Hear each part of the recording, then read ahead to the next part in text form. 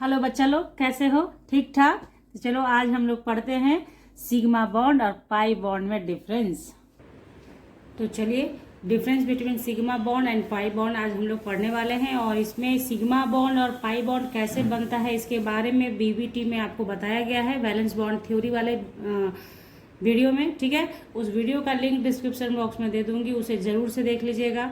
तो सिग्मा और pi bond बनाना आपको ये मालूम है कि किस तरीके से बनता है। अब ये जान लेते हैं कि सिग्मा बॉन्ड का फीचर्स क्या है, पाई बॉन्ड का फीचर्स क्या है। क्योंकि अगर पर्टिकुलरली अगर अलग अलग आप प्रॉपर्टीज पढ़ लेते हैं सिग्मा और पाई बॉन्ड का, तो उसी को उसका डिफरेंस भी कहते हैं। ठीक है, तो देखिए डिफरेंस नंबर 1 है the the bond is formed by the overlap of orbitals along their axis end to end और overlap, यानी कि हेड ऑन ओवरलैपिंग से जो बॉन्ड बनता है, इन टू इंड ओवरलैप से जो बॉन्ड बनता है उसे कहते हैं सिग्मा बॉन्ड। ठीक है, it includes SS overlapping, SP overlapping and PP overlapping. ठीक है, तो देखिए एस और एस के ओवरलैपिंग से एसएस ओवरलैपिंग यहाँ पे इस तरीके से होता है। फिर एस ऑर्बिटल है ये, और ये पी है, तो S P overlapping head on overlapping होता है, यानी हेड से हेड टकराएगा, ओवरलैपिंग मैक्सिमम होगा, जिसके कारण वो सिग्मा बॉन्ड होगा। ठीक है, उसी तरह से जो आपका मॉलिक्यूलर एक्सिस है, उस एक्सिस यानी मान लीजिए एक्स एक्सिस को मॉलिक्यूलर एक्सिस मानते हैं हम, तो एक्स और एक्स, ये पी एक्स हो गया और ये पी एक्स हो गया। तो P x head on overlapping show करेगा, और हेड ऑन ओवरलैपिंग होगा तो वो आपका क्या बनेगा, सिग्मा बॉन्ड ही बनेगा। तो एस एस ओवरलैपिंग से ऑलवेज सिग्मा, ध्यान रखिए, एस एस ओवरलैपिंग से क्या होगा, ऑलवेज सिग्मा बॉन्ड बनेगा। ठीक है, लेकिन एस पी से भी सिग्मा बॉन्ड ही बनेगा। और पीपी ओवरलैपिंग में डिपेंड करता है कि कौन सा पी ऑर्बिटल है। अगर मॉलिक्यूलर एक्सिस वाला है तो आपका देगा क्या, सिग्मा बॉन्ड। अगर वही दूसरा हो जाता है तो वो पाई बॉन्ड बनाता है। अंडरस्टूड। अब देखिए यहाँ पे क्या है, नेक्स्ट इसी तरीके से आप पाई बॉन्ड में आइए। The bond is formed by side wise overlapping of orbitals, या लैटरल ओवरलैपिंग भी इसे कहा जाता है ना। तो देखिए इट इंक्लूड्स पीपी ओवरलैपिंग, सिर्फ पीपी ओवरलैपिंग से ये बनेगा। तो पीपी ओवरलैपिंग से कैसे बनता है, यहाँ पे देखिए, जैसे ये पी वाई हो गया, पी एक्स हमने उधर मेंशन किया था, ये पी वाई हो गया। तो इसका ओवरलैपिंग जब भी होगा तो इस तरीके से होगा, हेड ऑन ओवरलैपिंग पॉसिबल नहीं है, साइड वाइज ओवरलैपिंग होगा, साइड से ओवरलैप करेगा, जिसकी वजह से ये जो बॉन्ड बनेगा वो वीकर होगा, और इस बॉन्ड को पाई बॉन्ड कहते हैं। तो यहाँ पे हमने जाना कि पीपी ओवरलैपिंग, यानी ध्यान में सिर्फ क्या रखना है, सिग्मा बॉन्ड बनता है हेड ऑन ओवरलैपिंग से, जबकि पाई बॉन्ड बनता है साइड वाइज ओवरलैपिंग या लैटरल ओवरलैपिंग से। क्लियर। नाउ नेक्स्ट देखते हैं। तो अभी जस्ट मैंने आपसे कहा कि सिग्मा बॉन्ड स्ट्रांग होता है और पाई बॉन्ड वीक होता है। क्यों पाई बॉन्ड वीक होता है, क्योंकि ये दो पार्ट में बनता है, अबव द प्लेन और बिलो द प्लेन, इसलिए ये वीक होता है। जबकि सिग्मा बॉन्ड लोकलाइज्ड होता है, एक जगह पे जमा रहता है इलेक्ट्रॉन, जिसकी वजह से क्या होता है कि वो स्ट्रांग बॉन्ड होता है। तो नेक्स्ट आपका जो डिफरेंस होगा वही होगा, सिग्मा बॉन्ड क्या होगा, it is a strong bond, और पाई वीक बॉन्ड होगा। नेक्स्ट आप देख लें, दीज आर लेस रिएक्टिव, और पाई बॉन्ड जो होते हैं वो मोर रिएक्टिव होते हैं। तो ये क्या कैसे होता है, देखिए सिग्मा बॉन्ड चूंकि स्ट्रांग बॉन्ड है, तो स्ट्रांग बॉन्ड को ब्रेक कराने के लिए एनर्जी ज़्यादा खर्च होगा, जिसके कारण वो रिएक्टिविटी उसका कम होता है, यानी स्टेबल होता है। जो स्टेबल है वो रिएक्टिव कम होगा। ठीक है, जो स्टेबिलिटी गेन कर चुका है वो रिएक्टिव नेचर का नहीं होता है। स्ट्रॉन्ग बॉन्ड है सिग्मा, तो देखिए सिग्मा बॉन्ड है तो स्ट्रॉन्ग बॉन्ड है, स्ट्रॉन्ग बॉन्ड को तोड़ने के लिए ज़्यादा एनर्जी खर्च करना होगा, वो एनर्जी ही जुटाना मुश्किल होता है, इसलिए ये लेस रिएक्टिव होता है। सबको कोऑर्डिनेट एक दूसरे से जोड़ के पढ़ेंगे तो आपके समझ में आ जाएगा। स्ट्रॉन्ग बॉन्ड है इसलिए उसे ब्रेक करने के लिए एनर्जी मैक्सिमम लगता है, जिसके कारण वो लेस रिएक्टिव होता है। जबकि आपका पाई बॉन्ड वीक होता है, इसलिए उसे ब्रेक करने के लिए, उसमें रिएक्शन कराने के लिए ज़्यादा एनर्जी खर्च नहीं करनी होती है।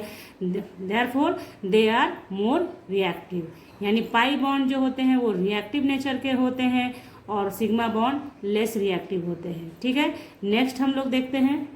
नेक्स्ट है हमारा electron cloud is symmetrical about the line joining the two nuclei. क्या होता है, दो न्यूक्लियस जो आपका ओवरलैप करता है, इलेक्ट्रॉन का क्लाउड्स जो होता है सिमेट्रिकल होता है, यानी जैसे S और S हेड ऑन ओवरलैपिंग होता है, इस तरीके से होता है, आप जानते हैं।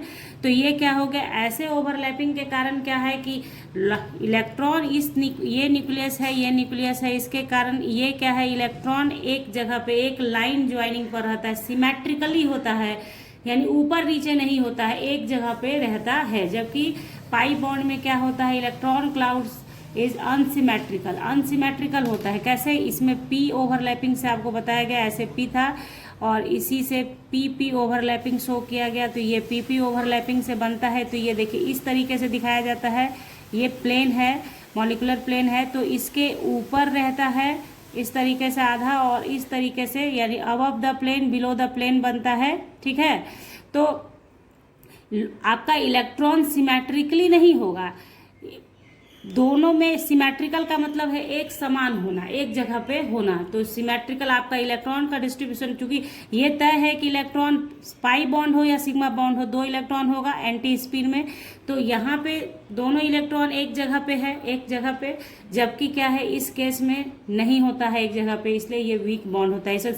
इसको शो भी किया जाता है, जब आप पढ़े आगे आप बनाएंगे इस तरीके से, तो देखिए इस तरीके से बनाते हैं और इसे ऐसे करके ओवरलैपिंग शो किया जाता है, ताकि पता चले कि ये पूरा पूरा ओवरलैप नहीं होता है, एक इलेक्ट्रॉन यहाँ रहता है, दूसरा एंटी स्पिन में ऐसे।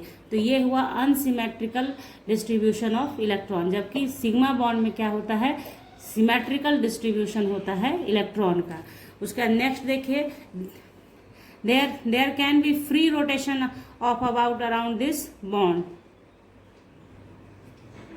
तो देखिए ये जो बॉन्ड होता है सिग्मा बॉन्ड, इसमें रोटेशन फ्री होता है। इस बॉन्ड के अबाउट, जैसे सीसी सिग्मा बॉन्ड से सिर्फ जुड़ा है, तो आप इसे रोटेट करा सकते हैं। या आप देखिए इस तरीके से समझे, जैसे आप घर में भी खिलौना होता है बच्चों का, तो अगर दो पहिया घुसाया हुआ है, एक स्टिक लेके और दो पहिया आप डालते हैं, तो उसको रोटेट करा सकते हैं। लेकिन यही जब पाई बॉन्ड बनेगा, यानी एक सिग्मा होगा तो दूसरा पाई बनेगा, तो इसको रोटेट कराना मुश्किल होता है। यानी कि दो पेन ऐसे करके आप ले लें या इसमें कुछ घुसा लें, उसको रोटेट कराएंगे तो आपको ये ऐसे रोटेट नहीं होगा, ब्रेक करना पड़ेगा इसको, तब रोटेट होता है। तो यही चीज़ यहाँ पे समझाया गया है आपको कि ये जो होता है फ्री रोटेशन होता है, जबकि पाई बॉन्ड में क्या होता है, free rotation is not possible around this bond. इस बॉन्ड के अराउंड फ्री रोटेशन पॉसिबल नहीं है, क्योंकि एक रोटेट करेगा और दूसरा उसको रेसिस्ट करेगा रोटेशन को रोकने के लिए, ठीक है। इसलिए पाई बॉन्ड जो होता है वो शिफ्ट करता है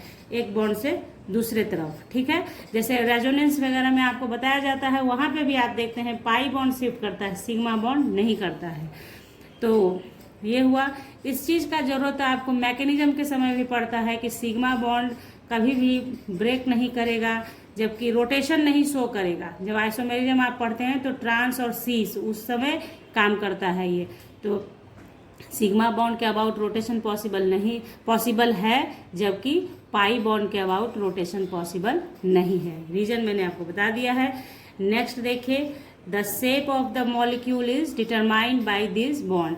सिग्मा बॉन्ड से ही आप क्या करते हैं, शेप ऑफ मॉलिक्यूल का पता लगाते हैं। शेप ऑफ मॉलिक्यूल कैसा होगा, उसमें इन्वॉल्वमेंट किसका होता है, सिर्फ सिग्मा बॉन्ड का होता है, न कि पाई बॉन्ड का। तो इसीलिए यहाँ पे पाई की तरफ क्या हो जाएगा, don't affect the shape of the molecule, यानी पाई बॉन्ड से शेप ऑफ मॉलिक्यूल पे कोई असर नहीं पड़ता है, ठीक है। ध्यान रखिए, ये वेस्पर थ्योरी में भी आता है कि, और हाइब्रिडाइजेशन में भी आपने पढ़ा है कि सिग्मा बॉन्ड से ही शेप का पता चलता है, न कि पाई बॉन्ड से।